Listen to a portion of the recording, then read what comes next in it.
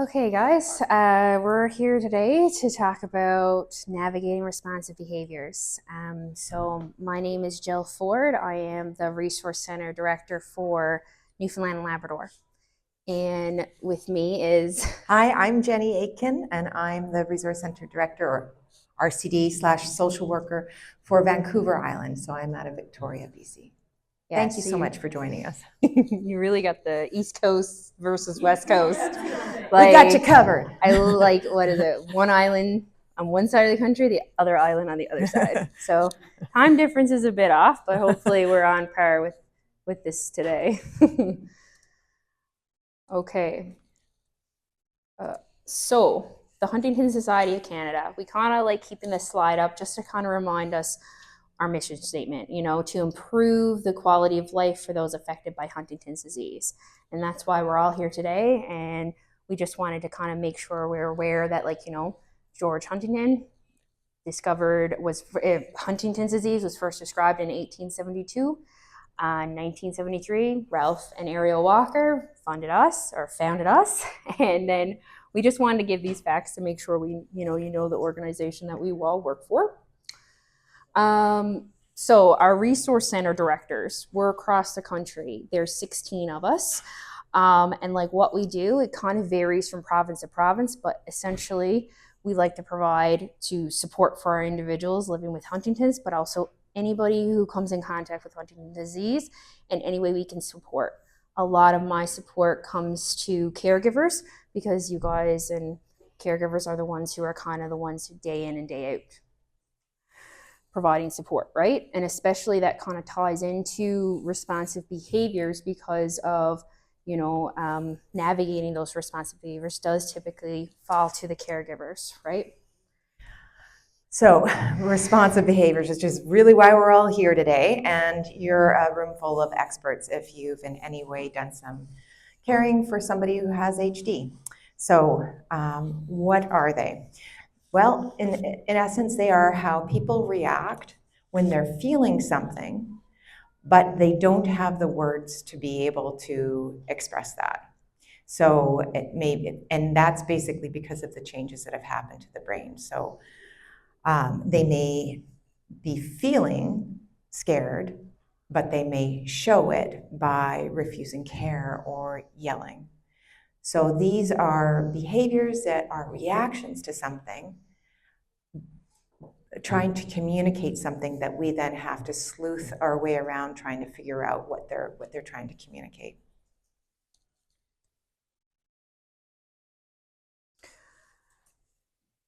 So these are just some examples that Jenni and I kind of that stood out to us when we work with individuals caring for those with HD.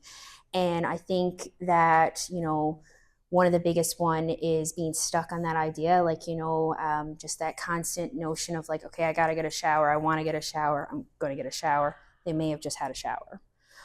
And I can't pronounce that word to save the life of me. Perseveration. I was like, got me, Jenni, right? So another one is just completely shutting down, being completely withdrawn, maybe staring into space for long periods of time and not feeling like you're, as a caregiver, are hearing or seeing or what's going on, right?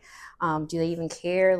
All those examples can kind of present, when the reality is that's just responsive behavior.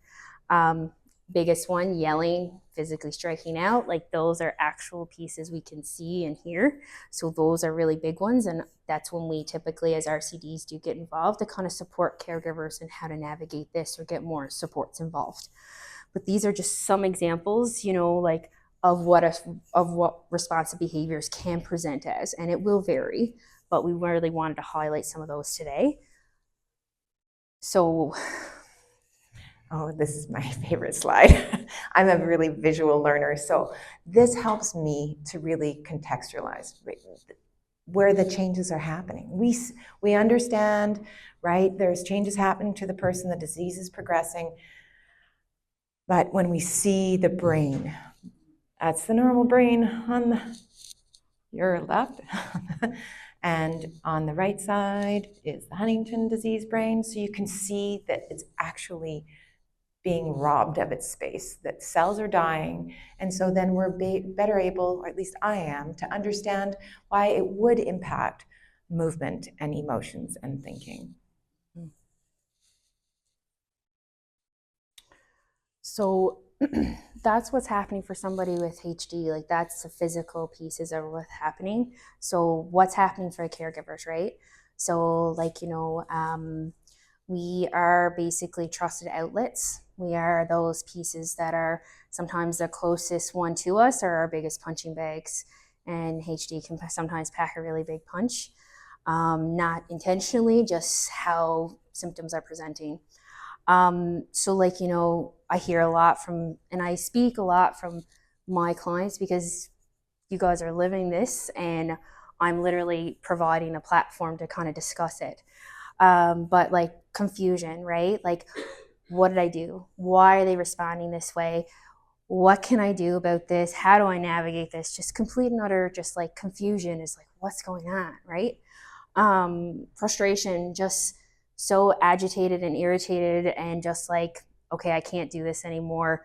And you spill over and you start getting into like, an argument. And then you go down that track of just like, it's just boom, boom, boom. And it's not helping. And you're just so overwhelmed, right? Then that spills into the sadness piece, the guilt, the like, what am I doing? How do I help them? How do I communicate now? Like, guys, communication continues to change. Fear of the unknown, fear of what the future holds, fear of how am I gonna navigate this? What if I lash out? What if they lash out at me? What if they lash out at someone else? Like, how do I navigate all this? So these are just some examples that really Jenni and I really thought like these really ring home to a lot of caregivers are experiencing and feeling. And like, with the coming slides, we're really going to try and look at like what to avoid, right? Teaching folks what to avoid or pulling from like the knowledge in the room on what to avoid. Triggers, really acknowledging what triggers are happening for the individuals with HD and like how can we navigate those? What are strategies? What are coping skills, right? So we really want to keep moving forward there. Okay. So what to avoid, biggest one when someone comes to me and they're experiencing a responsive behavior from their loved one or someone they're caring for is like, I always say like, try not to rationalize, it's just your HD talking. This is the HD symptoms. These are, those pieces either provide extra escalation or they're just not like Jenni showed us, the connections in the brain are just not there anymore, right? So like, you're not only causing distress on them, but yourself. And then you're kind of creating more pressure on everyone around you. And it just kind of goes into and escalates those responsive behaviors. So try to avoid that overstimulation of like, a big piece. And if everything is coming at somebody at once on the best of days, that's difficult. So like imagine trying to navigate that with HD. So as caregivers and as individuals supporting somebody with HD, it's important to kind of really think about that, providing one choice at a time, one option at a time. Avoid those power struggles. That's another big one. And it's so difficult within spousal relationships in particular, right? Like, we're not going here because you did this, or we can't go there until you do this. We really want to try to avoid those power struggles. Either you do this or that's it. Like those pieces are really important to avoid when trying to navigate responsive behaviors.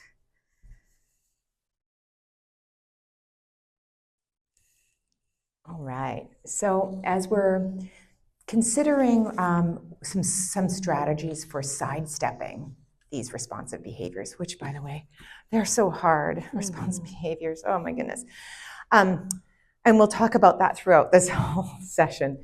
But to frame how to sidestep, it's important to know what might be triggering in the first place.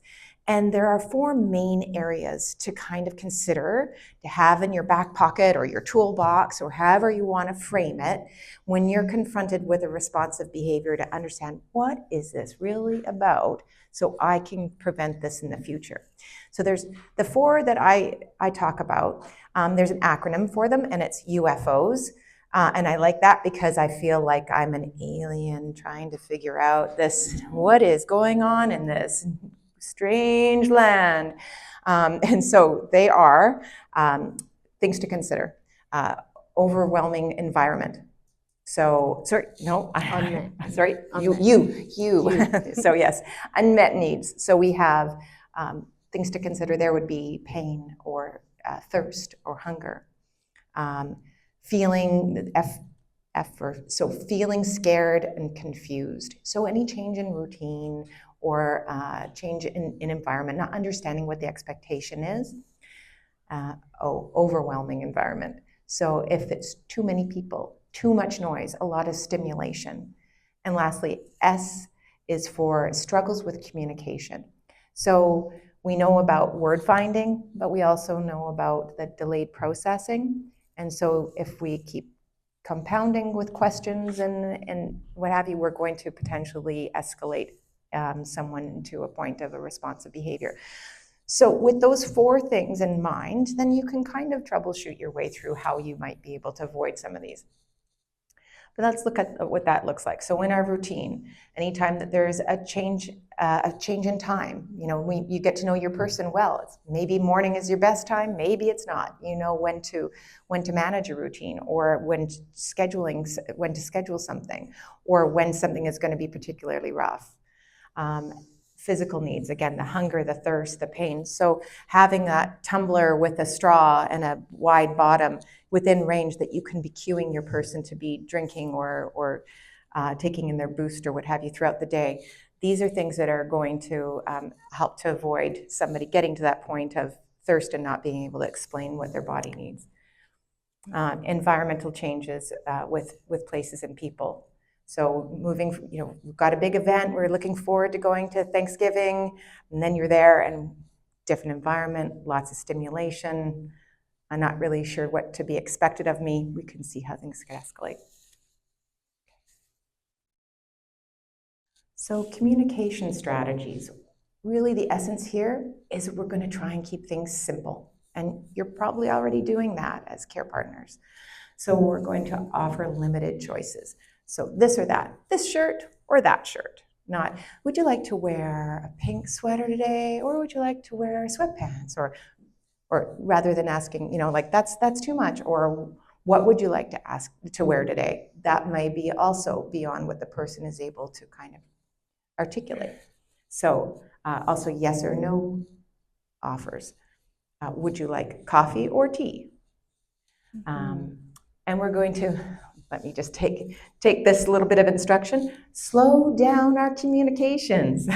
So speaking slowly and clearly and allowing for that long response time, which we know because there's the changes in the brain that the processing is slower, and we need to account for that so that we're not piling on questions and trying to overwhelm that person.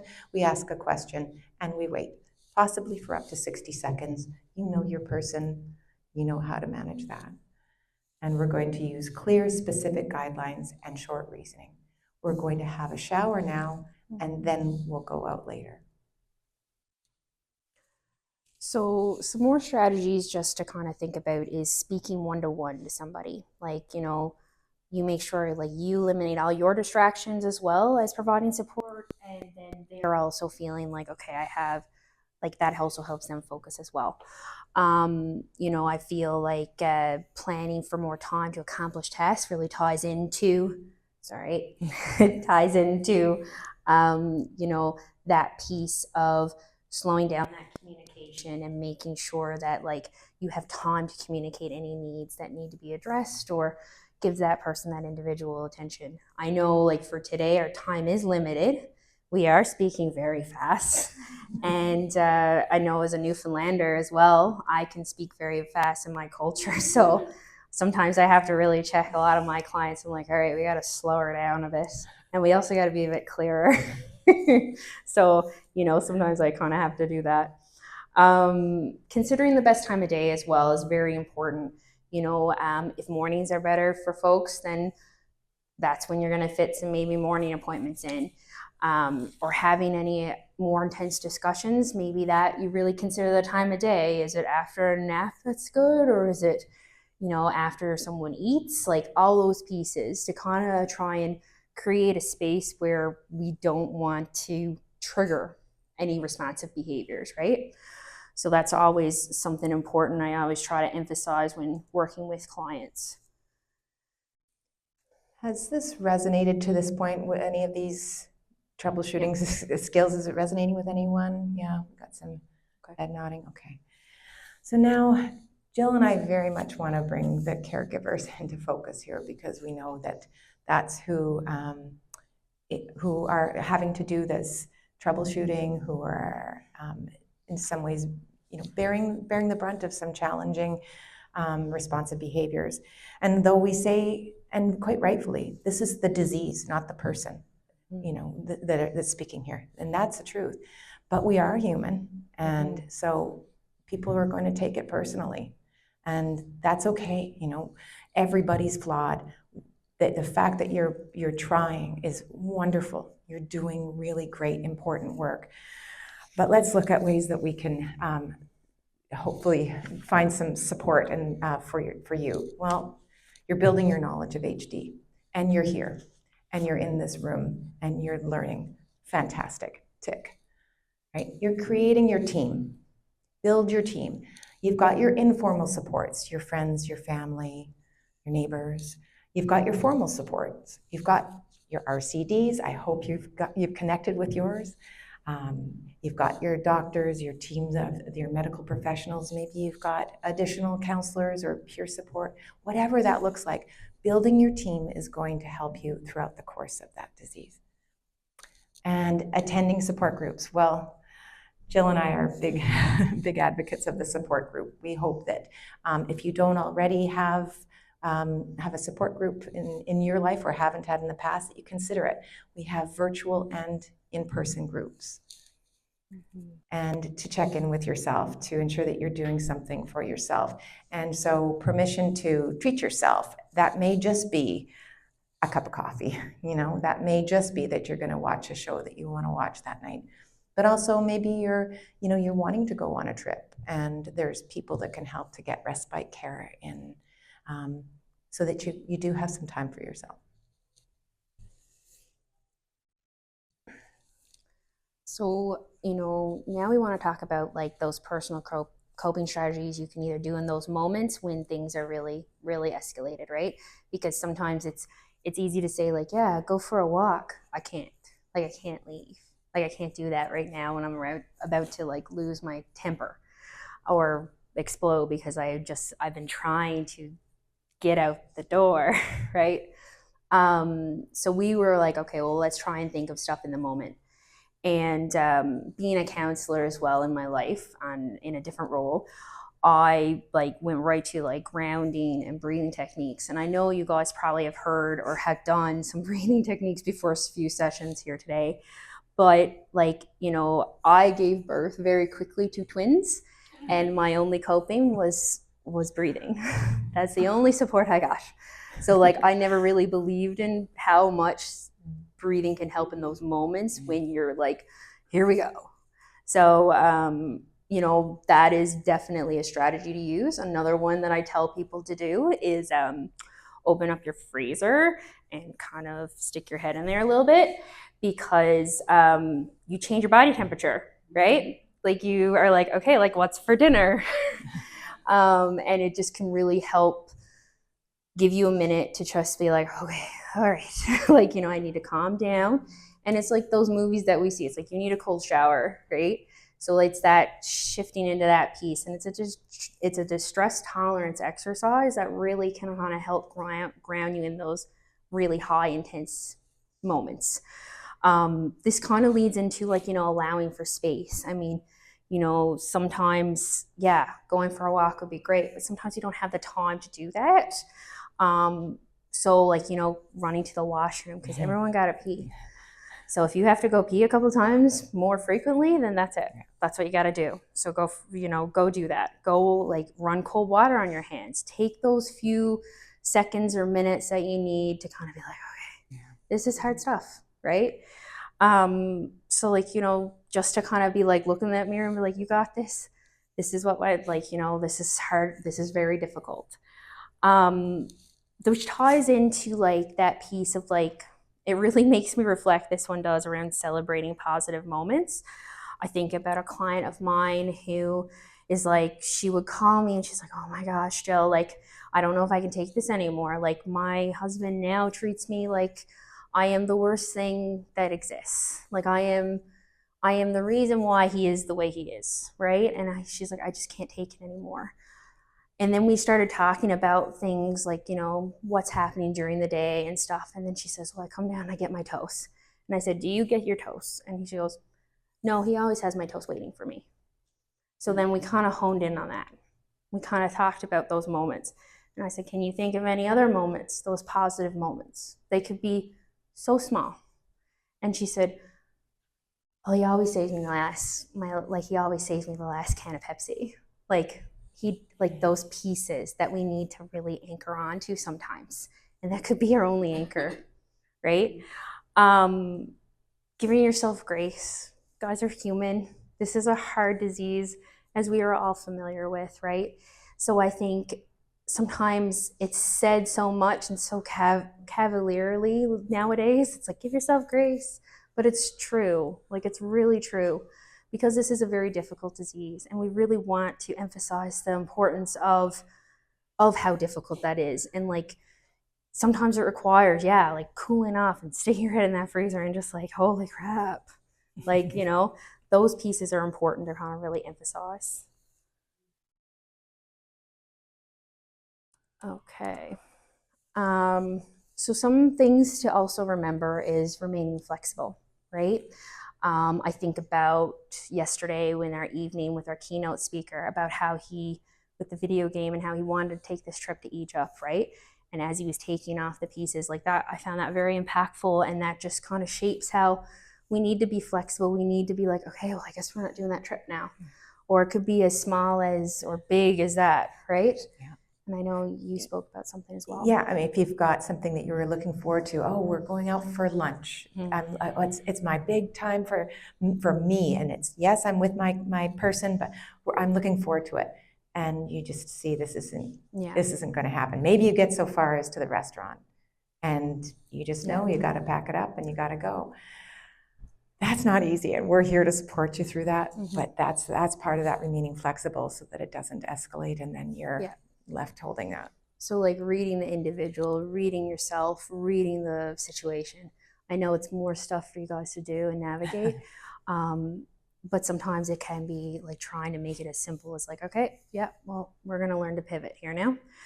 And as well, symptoms are going to vary by individual, like trying to kind of make sense and figure out like, okay, so like this is what's going to happen next, right? Like, and sometimes it's like, the unpredictability of the future is very hard, and understanding that like it will vary from individual to individual and it will progress. So sometimes it's very important to kind of keep that kind of there, to be like, okay, that's where we're at. Like, this is what we have to kind of navigate. And symptoms do change over time. That if that gives you hope, some behaviors do change and fall away. Exactly. Right. And so it's very important to kind of recognize you're not alone, pulling in those supports to kind of help you navigate these behaviors, figure out the triggers, figure out strategies, because we're giving you like a cold notes version of like some strategies that we've worked with our own clients and what we've heard over the years. But you know what? Like, it's adapting to the individual, just like the symptoms and how HD presents. So, and again, like, we're going to really bring home on the taking care of yourself in the next couple slides. So, because that's really important piece of working with responsive behaviors. And if you're trying to find your supports as part of taking care of yourself, can we please encourage you to check out the Huntington Society of Canada website because it's tremendous. Not only will it connect you to your local area RCD, but it talks about groups that are available and how you can register for that. You can register for newsletters or HD Buzz, etc. And there's fact sheets. So for instance, there's a fact sheet on responsive behaviors. Quick and dirty, 1 to 2 pages on all kinds of different topics, so you can feel that you've got answers at your fingertips if you need to, if you're looking for, for something to support you in the short term. Yeah, and it can really help you like connect some dots and rationalize like, okay, this is not just in my head, right? Because responsive behaviors can present one way in front of you, but then a completely different way in front of like a different audience, right? Yeah. So then you're like, am I not doing this? Like, am I like overthinking this? Am I the issue? Like, what's going on? So that leads to that confusion piece that sometimes caregivers do feel as well. So we really want to emphasize that and bring that home a little bit. And again, Jenni and I were like, well, what's the final message we really want to say today is that fact that responsive behaviors, like as much as we ran down through it and it's just a lot, we really want to emphasize that the caregivers are the ones who are kind of the ones who have to navigate this, where people living with Huntington's may not be so in tune or like don't have that connection anymore. So therefore, caring for yourself is caring for your loved one or the individual you're supporting, right? So we really want to think that that's a big piece of responsive behaviors. Yeah. And you're not alone. I mean, if you're looking in the room today, you see other people who are nodding along and can appreciate exactly what you may be going through. Mm-hmm. But also, to put it in perspective, Jill and I are frequently in long-term care facilities and supporting the teams there. They may have one or more residents that have HD, and they're pulling their hair out. And yet this is a team of many with formal education, years in length, who get to go home at the end of the day, who have each other to be able to lean on, and other outlets. And they're contacting us and asking for help and direction on how do we manage these responsive behaviors. So if we've got a team of professional care partners who are struggling, you can understand why it's hard for you as individuals. So please know that your RCDs are here as system navigators as well as just supporting you as a person. So if you need to get extra help to come into the house, they can help you to connect to those resources as well. Mm-hmm. Yeah. And this is like, I think about like where I live in Newfoundland and Labrador, like our communities are very spread out. It's very rural. You do feel alone. And this is a very rare genetic disorder. You do feel like you're the only one navigating this by yourself. You don't know about the resources, or it's just like, I am alone in this. There's nothing for me to do. So we really want to close that. We want to shut that down. And and I always say to folks, like, I will come to you at some point and we will try and figure out your circle of supports. Let's build on that, right? And as social workers, I mean, we're really good at trying to surround people with those extra supports that folks need. And you do need this with this disease, right?